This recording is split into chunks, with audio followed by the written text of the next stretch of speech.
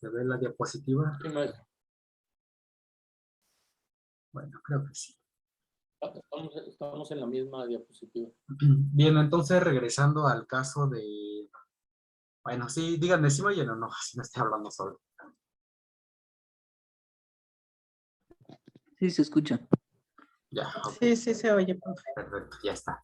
Entonces, regresando al ejemplo del paciente que tiene una pérdida muscular debido al EBC o trombo que nos decía, ¿no? Un accidente vascular cerebral. Por ejemplo, ahí, ¿qué tipo de terapia se le haría? Sería sobre todo, por ejemplo, un masaje que vaya en el sentido en el que van las arteriolas para nutrir el músculo. Entonces, vamos a pensar que es la paciente que no puede sostener cosas. Ahí trabajaríamos sobre todo con masajes calientes de la zona proximal hacia la zona distal. ¿De acuerdo? Esa sería una forma correcta de aplicar un masaje terapéutico para esa persona, siguiendo esa lógica. ¿Qué pasaría, por ejemplo, con un paciente que sea del tipo de, digamos, retenedor, un paciente ácido, ¿no? Que genere mucho ácido láctico? ¿Qué tipo de paciente puede ser? O dióxido de carbono. Una persona, por ejemplo, un viejito, una persona de la tercera edad, un geriátrico. Esta persona por ejemplo, puede estar teniendo calambres constantemente, lo que tenemos que hacer en este tipo de terapia es realizar un masaje, ya no en el sentido de lo proximal a lo distal, sino de lo distal a lo proximal. Y bueno, en el caso, pues precisamente de los geriátricos, cuando ya llegan a tener algún problema en miembros inferiores de circulación, pues a veces ya hasta le recomiendan que ya le pongan una calcita a la cama y se acueste con los piecitos hacia arriba, ¿no?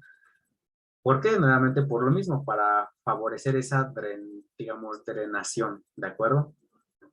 Entonces, eso es siguiendo esa lógica. Sí, ¿quién está alzando la mano? Yo, Capistrán, Salvador. Dígame. Oiga, profe, entonces en ese tipo de masaje es como te lo dije, como si fuera un drenaje linfático, para que se vaya hacia la linfa todo lo del ácido úrico, ¿no? Sí, efectivamente bueno, esa es la lógica también del famoso drenaje linfático. Yo no le llamo a veces tanto masaje linfático porque, bueno, en realidad no estás trabajando directamente pues, con la linfa, ¿no? Porque la linfa, pues, va inervada, va escondida, periférica a los vasos sanguíneos. Entonces, a final de cuentas, si pasas las manos, claro, como si fuera masaje linfático sobre un músculo, en realidad estás haciendo el drenaje tanto en la linfa como, en este caso, en el sistema venoso. Ajá, entonces, bueno, sería linfático más, de forma más pura si lo hiciéramos directamente sobre los ganglios linfáticos. Y eso ya sería, por ejemplo, si quisiéramos acceder con Moxa o algo así, que creo que sí les conté en el curso pasado. Ahí está. Pero bueno, entonces quédense con esa idea. Muy bien. Segunda diapositiva. Muy bien, entonces, como podemos ver, los músculos son palancas del aparato locomotor. Es lo que va a mover a los huesos y a las articulaciones. ¿De acuerdo? Entonces, cuando veas que una persona no tiene flexión o extensión de, por ejemplo, un miembro superior o inferior, lo más probable es que hay, bueno, de lo que hay que sospechar en este caso es de un músculo lesionado en primer lugar. Ahí está. Bien. Bueno, otro dato importante entonces es que el tejido muscular está de una forma muy vascularizada, a diferencia de las articulaciones que, como vimos, no presentan vascularización. Los músculos son las estructuras biomecánicas que más están vascularizadas. ¿De acuerdo? Bien. Y bueno, finalmente aquí, como pueden ver en la imagen, tenemos una terminación nerviosa de una motoneurona. Una motoneurona que viene aquí con su axón y que al final está inervando el tejido o el tejido muscular, o en este caso, una fibra muscular. La fibra muscular, como podemos ver, aquí tiene su respectivo capilar. Ahora, si hiciéramos un corte axial sobre esta fibra muscular, lo que nos vamos a encontrar son las llamadas microfibrillas, ¿de acuerdo? Son las microfibrillas las que se van a encargar de la contracción muscular. Ahorita vamos a hablar de la contracción muscular. Y bien, ¿qué otra información relevante hay de esta imagen? Es que al igual que como ocurre en la sinapsis entre neuronas, la motoneurona también va a hacer, en este caso, intercambio de neurotransmisores en esta zona, ¿de acuerdo? Entonces, por eso podemos tener efectos analgésicos colocando, no sé, una cataplasma digo, ahorita lo estoy diciendo, por ejemplo, ¿no? De ortiga con la garra del diablo y otra planta, ¿no? ¿Cuál es la lección? Que las cataplasmas son muy efectivas cuando ya hicimos nuestro respectivo diagnóstico diferencial, que también es el mensaje de tarea, a ver cuál es el diagnóstico diferencial. En nuestro diagnóstico diferencial que nos arrojó que tenemos un problema muscular. Ajá. Entonces, pues ahí está otro dato importante. Usen cataplasmas si tenemos problemas musculares o neuromusculares. ¿Por qué? Porque nos van a permitir hacer, en este caso, vaya, lo que es la sinapsis, ¿de acuerdo? Intercambio de neurotransmisores. Entonces, pregunta, ¿creen que sirva una pomada de marihuana, por ejemplo?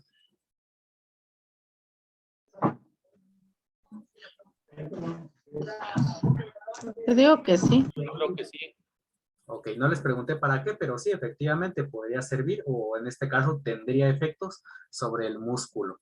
¿De acuerdo? Entonces, pues sí, sí se puede usar prácticamente cualquier planta o herbolaria que tenga efecto a nivel nervioso o que tenga alguna ruta que involucre un neurotransmisor, nos va a funcionar a nivel muscular. Ejemplo, ya les dije marihuana, la garra del diablo, ortiga. El Que peyote. bueno, en realidad la ortiga y la garra no son tanto a nivel nervioso, ahí no estoy, ahí lo estoy diciendo mal. Son sobre todo por la cuestión inflamatoria. Pero la estoy combinada en este caso con una, por ejemplo, de marihuana que sí tiene que sí tiene acción a nivel muscular. Ahí está. Aquí tenemos otra errata. Este simplemente es la imagen de la inervación nerviosa. Muy bien, entonces regresándonos a esta imagen. Tenemos fibras musculares. Estas fibras musculares se van a catalogar de dos formas. No vamos a hablar ahorita de la tercera forma, nos vamos a quedar sobre todo con las dos principales clasificaciones. Existen lo que se conocen como fibras musculares tipo 1 y las fibras musculares de tipo 2. Esta tabla se las puse porque es una manera de síntesis. Las fibras musculares de tipo 1 son conocidas como fibras rojas y las de tipo 2 son las blancas. Y como pueden ver aquí en la tabla, las de tipo 1 tienen una oxidación de ATP lenta, mientras que las de tipo 2 tienen una oxidación, vaya, o sea, de glucosa para generar ATP rápida. Ajá. Esto significa que las de tipo 2 van a gastar más energía, mientras que las de tipo 1 van a gastar menos energía, si lo queremos ver en cuestión de balance energético.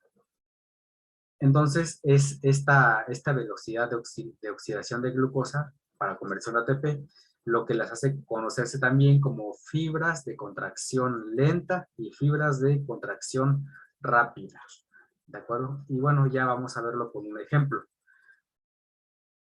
Tenemos en este caso en la imagen a dos tipos de personas. Unas que realizan lo que en sí conocemos como ejercicio aeróbico, quiere decir, por ejemplo, una persona que corre, y a una persona que realiza más ejercicio de tipo anaeróbico, como es una persona que levanta pesas, que se dedica a levantar peso.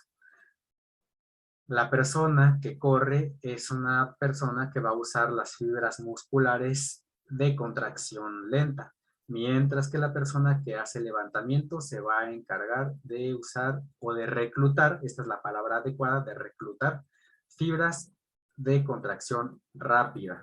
Ahora, importante, tampoco se me confundan. En esta imagen que teníamos de la fibra estriada, hay tanto de tipos de fibras de tipo 1 como de tipo 2. O sea, tenemos de las dos. Claro que hay personas que tienen mayor cantidad de tipo 1 o de tipo 2. Entonces, como estamos viendo aquí con el ejemplo de la actividad física, hay personas que tienen por naturaleza una condición que las hace ser más buenas para cierto tipo de actividades. ¿Por qué? Simplemente porque tienen o el músculo presenta más cantidad de fibras de tipo 1 o de las de oxidación de glucosa lenta o simplemente fibras de contracción lenta. ¿De acuerdo? Algo importante también, como les decía, por nacimiento nacemos con cierta cantidad de fibras musculares. Pero esto no significa también que podamos hacer una reconversión de nuestro músculo. Entonces, por ejemplo, si somos muy malos levantando pesas o si de plano sentimos que no se nos da eso, en realidad sí lo podemos hacer siempre y cuando entrenemos adecuadamente en este caso al músculo según, vaya, bueno, ya esto ya depende de, de quien está especializado en deporte, ¿no? Pero entonces, por ejemplo, ya les pondrán un ejercicio que nos obligue a reclutar más tipos de fibras de acción lenta o tipos de fibras de acción rápida. Claro, esto sí tienen a un buen entrenador, el cual podrían ser ustedes, de hecho, porque pues, es algo que estamos viendo al final de cuentas. Ajá. Entonces, ahí está. Estos son los tipos de fibras musculares. Blancas y rojas. Entonces, ¿por qué se les da el nombre de rojas? Simplemente porque tiene más vascularización, porque requiere más oxidación de glucosa. Estoy hablando de la saca, perdón. La roja, ¿por qué? Porque tiene una oxidación lenta de glucosa. Y en este caso porque necesita llevar más sangre. Por eso se llaman las de tipo 1. ¿De acuerdo?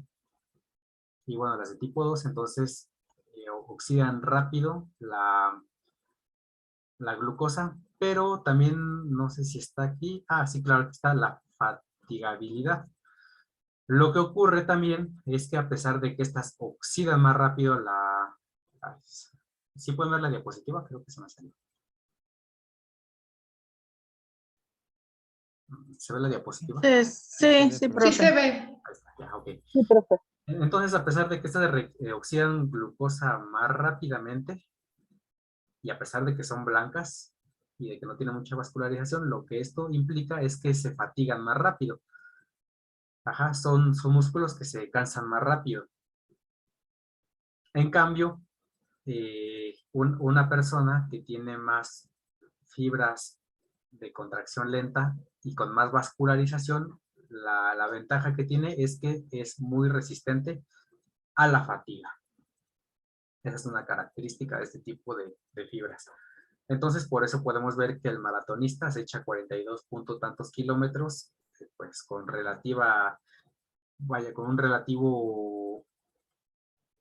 una relativa optimización de la energía, mientras que una persona que está levantando pesas, está levantando 20 kilos, solamente lo puede hacer por cierto momento, ¿no? Ahí está. Fibras de tipo 1 y de tipo 2. Quédense con esa moraleja que podemos reclutar y desarrollar más uno según sea un tipo de entrenamiento. Bien, y aquí entonces ya nada más tenemos un pequeño esquema que nos va a hablar de cómo es esta reacción de las fibras musculares. Entonces, aquí en el lado derecho, ¿a qué tipo de deportista teníamos? Según los ejemplos que les di. ¿Qué tipo de deportista está aquí y qué tipo de deportista está parado del lado izquierdo? Un corredor En y la contracción lenta está el corredor y en la contracción rápida está el que levanta pesas. Va, muy bien. Hasta ahí vamos bien entonces. Lo que te decía, simplemente ese tipo de fibra nos producen una fuerza muy grande, nos generan una capacidad de fuerza muy grande. Por eso les comento que la persona el deportista que está aquí, puede mover o alzar más cantidad de peso que la que está de este lado. Y bueno, como pueden ver entonces, la fuerza tiene un tiempo de decaimiento, cae exponencial, bueno, no es exponencial, bueno, es exponencialmente, exponencialmente la fuerza que puede aplicar, mientras que del lado derecho teníamos al corredor que no genera gran fuerza, no genera mucha tensión ni produce una explosión, por decirlo así, en los músculos, simplemente tiene una fuerza pues relativamente baja, pero aquí, ¿qué es lo que encontramos? Que en la fuerza tenemos un periodo estable, ¿de acuerdo? Aquí la fuerza la va distribuyendo a lo largo del tiempo. Y pues es lo que les decía, esta persona alza pesas un ratito, se cansa y ya ahí terminó el entrenamiento. La persona que se echa el maratón, pues va distribuyendo esa fuerza de manera óptima para que sea más alargada o aplanada esta curva, alargada y aplanada. Muy bien. El músculo tiene estas 4 propiedades básicas. ¿Quién me ayuda a leer una? ¿Quién la siguiente? ¿Y quién la siguiente? Yo, profe Lili. Muy bien. Contractibilidad. Es la capacidad de contraerse con fuerza ante el estímulo apropiado. Esta propiedad es específica del tejido muscular. Muy bien. Siguiente. Pamela. Yo, profe. Ajá, Pame. Silvia. Ah, Dice, la elasticidad es una propiedad física del músculo, es la capacidad que tienen las fibras musculares para acortarse y recuperar su longitud de descenso después del estiramiento. La elasticidad desempeña un papel de amortiguador cuando se producen variaciones bruscas de la contracción. Muy bien. Ahorita hablamos de... ¿Quién sigue? Extensibilidad. Yo, profe Denis. Jorge, que estaba activando el micrófono, y el último, Denny. Ok, extensibilidad es la facultad de estiramiento. Si bien las fibras musculares cuando se contraen se acortan, cuando se relajan pueden estirarse más allá de la longitud de descanso. Muy bien. Vayan prestando atención a lo que van leyendo los demás, ¿de acuerdo? Ajá, ¿quién termina? Denny.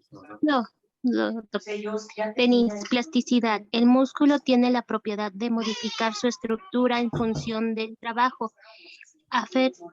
Actúa y se adapta al tipo de esfuerzo en función del tipo de entrenamiento o de uso. Muy bien, entonces vamos a resumir a qué se refieren estas propiedades. Muy fácil, el músculo tiene la capacidad de contraerse, ¿de acuerdo? Esa es una propiedad muy importante.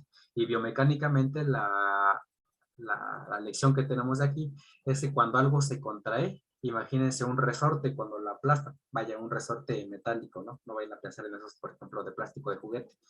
¿Qué ocurre cuando aplastamos un muelle? Pues acumula energía. Eso es lo que nos permite, por ejemplo, dar patadas. Cuando damos una patada a alguna persona, o, bueno, no quiero ser violento, vamos a pensar, por ejemplo, en un balón de fútbol. Cuando damos la patada, en realidad ahí lo que hacemos es comprimir un músculo, por eso ven el futbolista que comprime la pierna hacia la parte posterior y después suelta la patada. Ahí lo que en realidad está pasando a nivel mecánico es que le está imprimiendo la fuerza que soltó el muelle, o en este caso el músculo, al balón. Ahí está. La elasticidad, esa propiedad nos permite que el músculo sea elástico. El músculo es elástico per se, es decir, acá lo vamos a ver más arriba, estas fibras musculares, o sea, las microfibras que están dentro de la fibra muscular, tienen la capacidad de hacerse grandes o hacerse pequeñas. Ahorita vamos a ver cómo es la contracción muscular. Pero no solamente ellas, de hecho, o sea, ellas son las principales responsables de ese alargamiento y acortamiento del músculo. Pero en sí, la fibra también tiene una capacidad de estiramiento. La fibra, la fascia, y ahorita vamos a ver qué otras estructuras se encargan de esta capacidad de estirarse y contraerse. Bueno, entonces si tenemos la capacidad de contraerse, también tenemos la capacidad de estirarse. Bueno, esto iba de la mano del de acá. Y bueno, como les comentaba, tenemos una tarea de ver músculos que son flexores y extensores. Muy bien. Y por último, la capacidad de adaptarse o de modificar su forma. ¿De acuerdo? Entonces, por ejemplo, las personas que hacen mucho pecho en el gimnasio, pues andan acá, pues parecen doritos, ¿no? Y luego si no hacen ejercicio de pierna, pues sí, o sea, tienen esa forma, ¿no? Porque nada más ejercitan un músculo y esos son los que se moldean. A eso se refiere la capacidad de plasticidad, ¿de acuerdo? Bueno, ¿qué otro dato importante sería ahí? Que, por ejemplo, nuevamente una persona que está perdiendo tono muscular puede volver a recuperarlo porque el músculo es plástico, ya sea porque se está desnutrido o porque tiene un problema de fondo, como decíamos, el EBC. Aquí tengo otra nota. Pero ese es el ejemplo. El mecanismo de... Bien, Pame quiere preguntar algo. Sí, doctor, por ejemplo, hablando del tono muscular, ¿qué sucede, por ejemplo, en el caso de los vasos sanguíneos cuando vemos las varices o las venas así tortuosas? Se supone que esas lesiones del tono del músculo del vaso son irreversibles, ¿no? Sí, efectivamente, ya son... sí, efectivamente, a ver, vamos a separar un poco la pregunta. El músculo tiene la capacidad de revascularizarse. Eso es un hecho. El músculo se puede revascularizar. Pero cuando decimos vascularizar nos referimos principalmente a lo que decíamos hace rato de vasos sanguíneos, de arteriolas, los que llevan sangre oxigenada.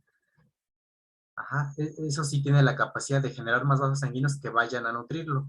Pero en cambio las venas principales efectivamente no tienen la capacidad de repararse. Ajá, entonces, pues sí, eso también es otro hecho, que no se reparan y pues prácticamente solamente quedan como mangueras ahí, vaya, o sea, flácidas, ¿no? Pero eso no significa que no se pueda hacer nada. Acuérdate que eso sí se los comenté también en otra materia, que la característica de las venas es que tienen válvulas, ¿de acuerdo? Tienen válvulas. Y aquí nuevamente yo les decía, por ejemplo, con la electroterapia, soltando una pequeña descarga eléctrica, dependiendo de cómo la pongas, aquí ya no depende tanto de un electrodo, un EMS, sino depende de agujas. Puedes ir colocando agujas a lo largo de ese recorrido de esa vena y mediante el impulso eléctrico hacer que por vía refleja, acuérdate que también tiene músculo liso las venas, no tanto como las arterias, pero también tienen una composición de músculo liso. Estos reaccionan a la carga eléctrica, entonces lo que podemos hacer ahí es ir trabajando, sobre todo a nivel, lo vamos a llamar la valvulopatía, es decir, de la válvula, ¿de acuerdo? Entonces ir haciendo que, por ejemplo, se vaya drenando esa varice. Y bueno, lo que se hace en medicina china es sobre todo picar con una lanceta y drenar esa sangre. Desde luego, no nada más es picar y que ya le sacaste sangre. No porque, bueno, aquí ya estamos hablando de otra cosa, ¿no? Pero tienes que llevar un tratamiento darle, por ejemplo, a la persona complementos como ginkgo biloba, que nos va a ayudar a mejorar la circulación, tanto venosa como arterial. Castaña de Indias, por ejemplo, la puedes aplicar de manera tópica. Un masaje más suave todavía que este al que le llaman linfático. ¿Por qué? Porque si ya tienes sangre acumulada en un lugar, puedes ocasionar un trombo. Entonces, ese masaje se hace pues con mucho cuidadito y enfocándose no tanto en la varice, sino en el músculo, preparándolo para que después, en una sesión con electro, vayamos moviendo la sangre estancada y finalmente con una terapia de campana extraigamos esa sangre. Ajá. Pero siempre es, como les comento, con una estrategia, no nada más es pican y ya, porque ya les dije que si el paciente sobre todo la paciente, si es más crónica, pueden ocasionar ahí algún movimiento de coágulo que luego se va al pulmón y pues se llamaba paciente. No se les va a ir de un rato para el otro, a lo mejor les va a tardar, pero pues si ustedes saben que tenía problemas de insuficiencia venosa, por ejemplo, se hizo masaje y ya después se murió, pues a lo mejor fue porque le hicieron mal alguna terapia. Y creo que me alargué un poco, pero bueno, está bien para complementar. No sé si respondí tu pregunta. Sí, muchas gracias. Muy bien, entonces ya continuando. También el mecanismo de contracción del músculo está pues muy interesante, como la sarcómera se hace grande y se hace chiquita gracias a la intervención del ATP, el ADP y bueno, pero bueno. Pues puse esta imagen sobre todo para que se vayan con la parte visual. Que tenemos filamentos de miosina, que está representada en verde, y filamentos de actina, que está representada en rojo. Lo que va a ocurrir mediante un gasto energético, óyelo bien porque tiene que ver con tu tarea, que mediante un gasto energético, es decir, de ATP, vamos a hacer que se entrelacen, se entrecrucen, así como cuando tú entrecruzas tus dedos en tu mano. Eso es lo que va a permitir que se estire o se contraiga el músculo. En sí, estas fibras, las de miosina y las de actina, no son las que se estiran, es decir, no es como si estiráramos el hilo y estas se estiraran. No, lo que ocurre simplemente es el entrelazamiento o un deslizamiento entre ellas. Y esto es lo que permite la contracción y relajación del músculo. Y pues ya, quédense con esa imagen nada más. Cómo se sobredeslizan entre ellas mismas y generan el movimiento. ¿De acuerdo? Entonces, pues ahí está. Una pregunta que se les quedó de tarea es, si, por ejemplo, le ponemos a una persona electroterapia y está acostada y le ponemos electro en un músculo, no sé, el bíceps, vamos a pensar, ¿no? El músculo se está contrayendo, se contrae. La pregunta es si eso me gasta energía, ATP, al igual que lo hace, como en el caso, pues, normal. Sí. Muy bien.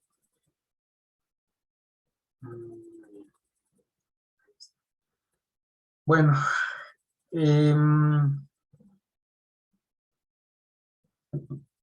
vaya, tampoco vamos a ahondar mucho, pero existen modelos mecánicos de sistemas homeostáticos que nos pueden modelar o nos sirven para modelar la contracción de los músculos.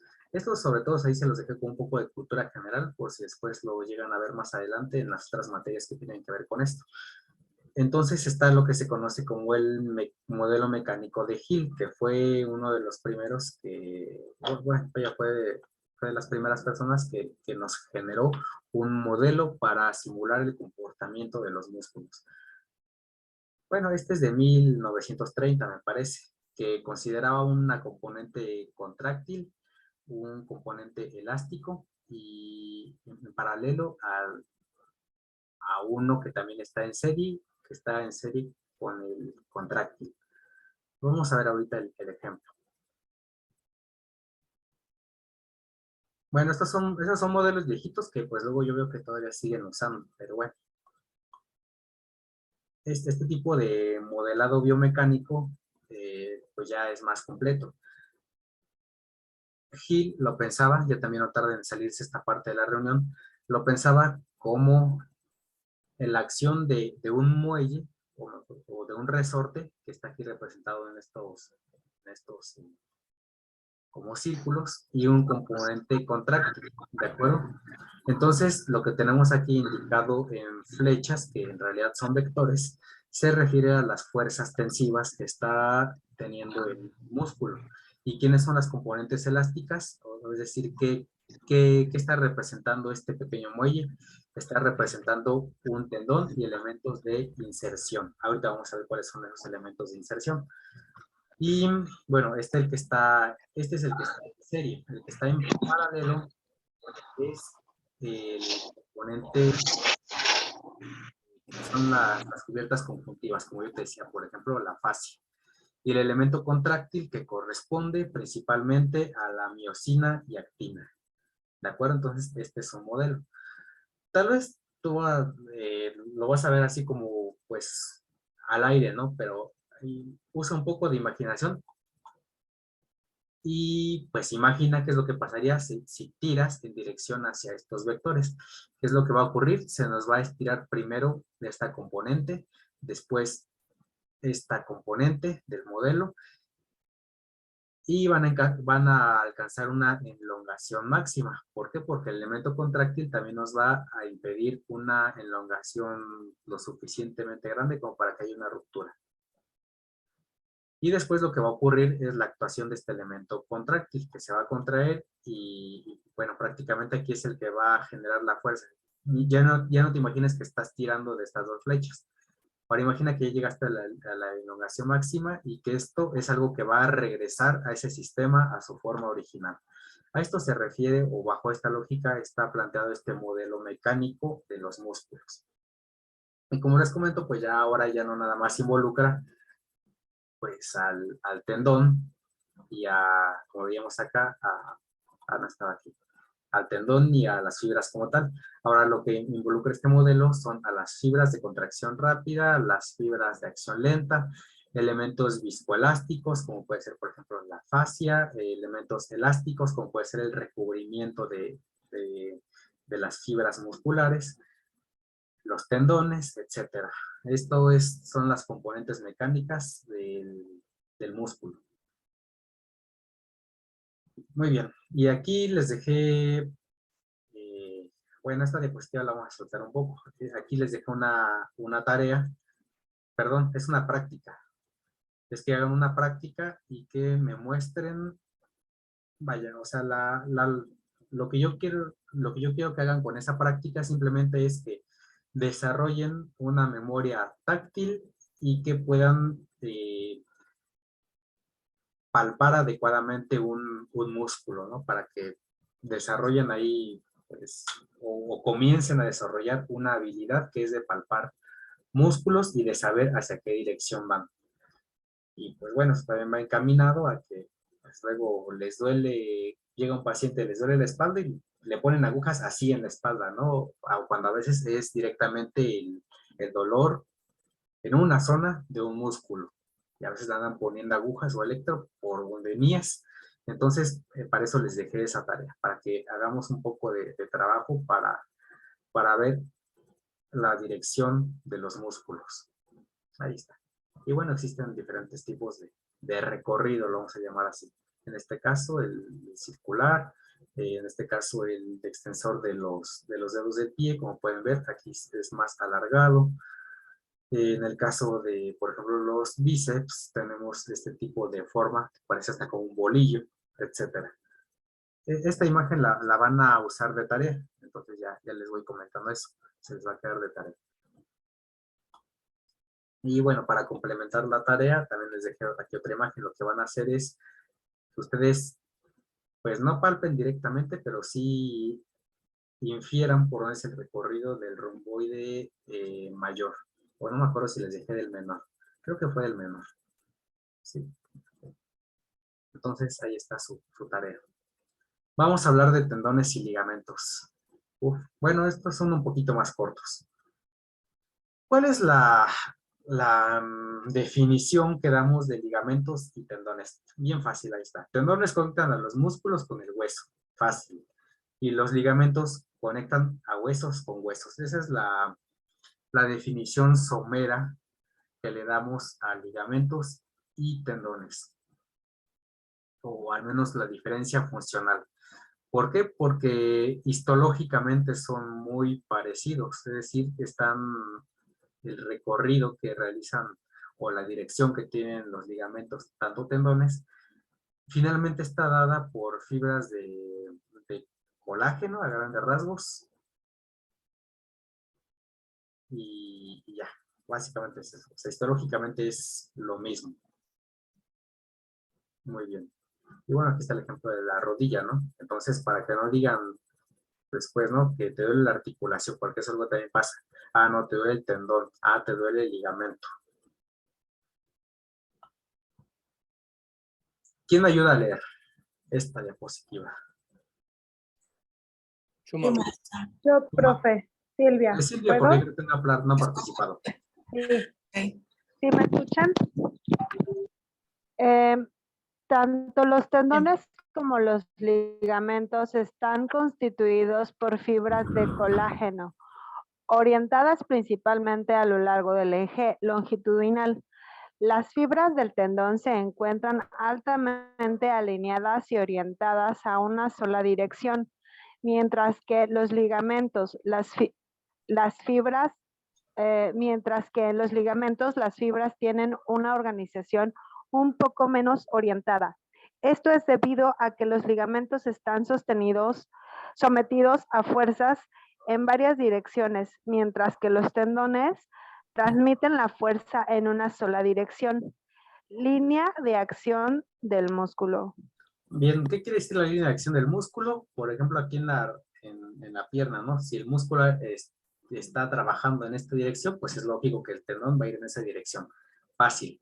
Entonces, ¿cómo explorarías un tendón? Que eso lo vamos a dejar en las próximas prácticas y tareas. Vamos a hacer una correcta exploración de tendones, ligamentos, etc. Entonces, si quieres encontrar un tendón, pues tienes que preguntarte, pues por lo menos en qué dirección va el músculo, ¿no? Y bueno, en el caso de los ligamentos, pues van a estar más de forma, vaya, local, como en este caso en la rodilla. Lo que nos estaba diciendo es que histológicamente estos son ligeramente más desordenados. No, sí, están por acá.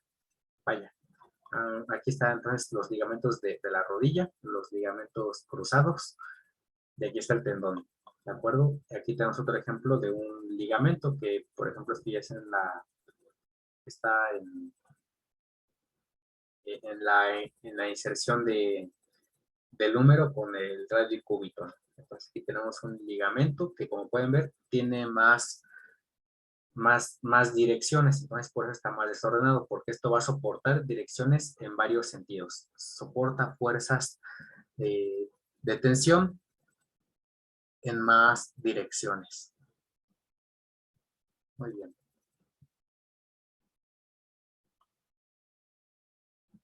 Vamos a ver qué es lo que ocurre ahora,